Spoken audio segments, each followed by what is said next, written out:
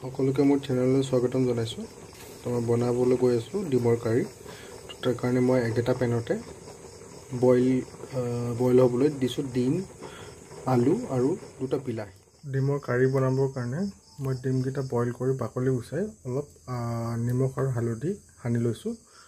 এটা পিঁয়াজ অকণমান ডাঙৰ চাইজৰ কাটি সৰু কৰি লৈছোঁ। তিনিটাৰ পৰা চাৰিটা কেঁচা জলকীয়া ফালি লৈছোঁ। ইয়াতে আছে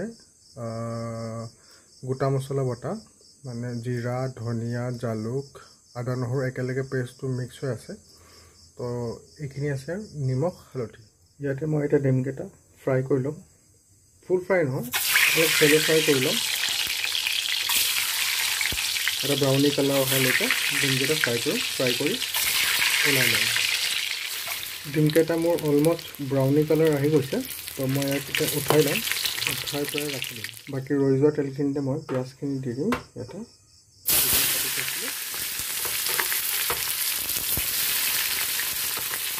পিঁয়াজ কেঁচা জলকীয়া দি পিঁয়াজখিনি কালাৰ অহালৈকে অলপ টাইম ভাজিম।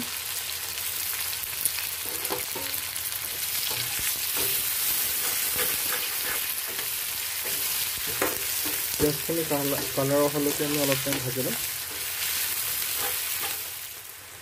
মোৰ অলৰেডি পিঁয়াজৰ কালাৰ আহিব লৈছে, ৰঙচুৱা কালাৰটো। তো এইখিনি সময়তে মই যিখিনি মোৰ বাতি থোৱা মছলা আছিল, গোটা ধনিয়া, নহৰু, আদা, লগত জিৰা আছিল, সেইখিনি এড কৰি দিছোঁ। সেইখিনি এড কৰি ভালকৈ অকণ টাইম ভাজি ল'ম।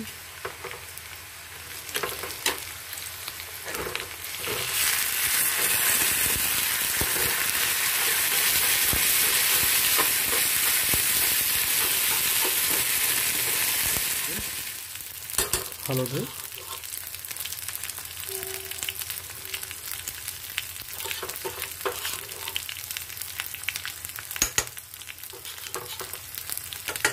নিমখ আপোনালোকে নিজৰ হিচাপত দিব, মই নিজৰ হিচাপত দিছোঁ। তো নিমখখিনি দিয়াৰ পিছত অকণমান লৰাই দিম। এইখিনি যেতিয়ালৈকে নাহিছে মই টাইম ভাজি থাকোঁ।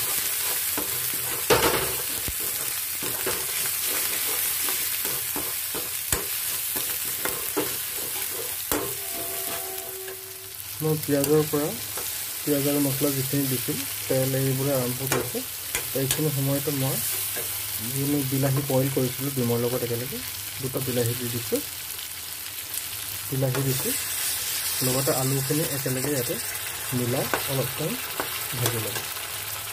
সেইখিনি আমি আলু বইল কৰিছিলোঁ, সেইখিনি একেলগে মিলাই ভাজি ল'ম।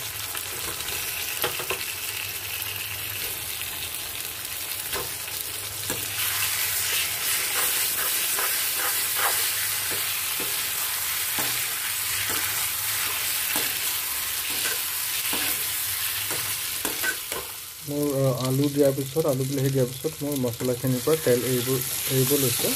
সেইখিনি সময়তে অকণমান আমি পানী দিম, যিহেতু কাৰী হ'ব। অকণমান পানী দি আৰু অকণমান টাইম সিজাই ল'ম।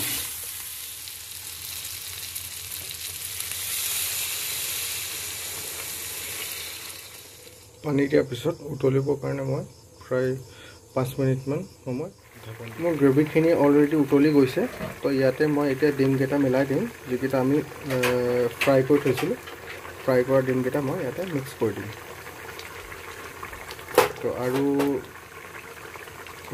10 পৰা 15 মিনিট আৰু সিজিলে মানে মোৰ ডিম কাৰী ৰেডি হয়। ফাইনেলি মোৰ ডিম কাৰী হৈ গৈছে। তো আপোনালোকে ইয়াতে গেছটো অফ কৰাৰ পিছত ধনিয়া যদি আপোনালোকে দিব বিচাৰে দিব পাৰে। তো আপোনালোকে জনাব কেনেকুৱা পাইছে মোৰ চেনেলটো।